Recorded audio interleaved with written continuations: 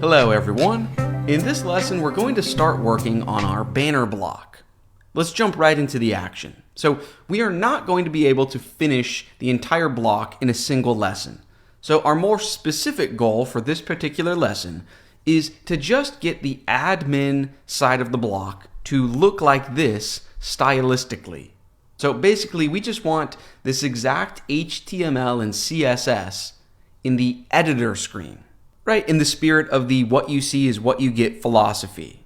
In this lesson, we're not going to be worried about making it so you can actually click on the text and edit it, or click on the background image and provide a new uploaded background image. We'll add those features in future lessons. In this lesson, let's just get sort of a static copy of this HTML and CSS to load on the admin block editor screen. Cool. So how do we move forward? Well, there are many different ways that you can organize your files and folders and code while creating your own block types. So which approach are we going to take?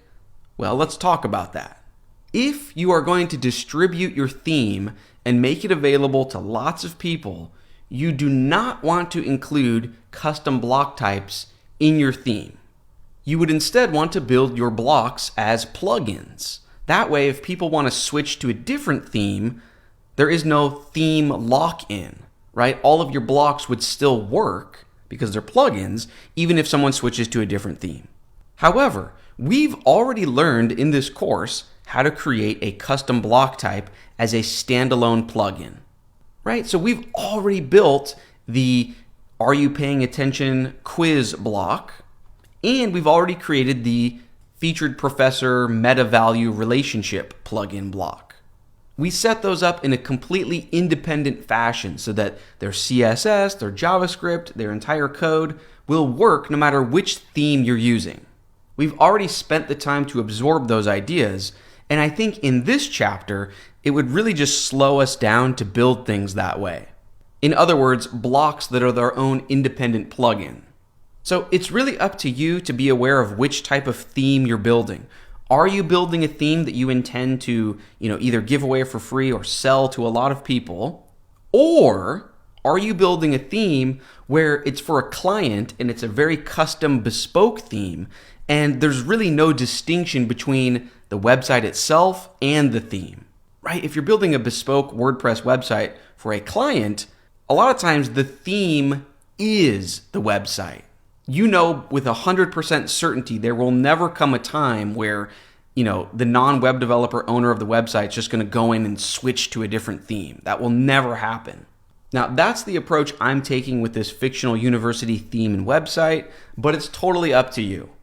Depending on your project, it might make more sense to make your blocks available as plugins, but that's not the route we're going to take in this chapter. In this chapter, right, within our text editor, our files and folders, I'm just going to include all of our blocks in our theme folder. This approach is going to save us a lot of time, and more importantly, it's going to let us use all of our brain horsepower on understanding block themes and full site editing. Right? Instead of wasting brain horsepower on constant context switching between different plugin folders, different windows of VS Code, activating and registering the different plugins, so on and so forth. So just be aware of that. I encourage you to follow along with this approach I'm going to use. And then at the end of this chapter, if in the real world you're going to be building themes that you distribute to lots of people, that's fine. You will have learned all of the block-based theme concepts, you'll understand full site editing, and it should be very easy for you to take those concepts and then simply split them up into plugin folders like we've already learned how to do back in the chapters when we built these two block plugins. Cool. So right now, let's move forward and let's start creating our first custom block in our fictional block theme folder.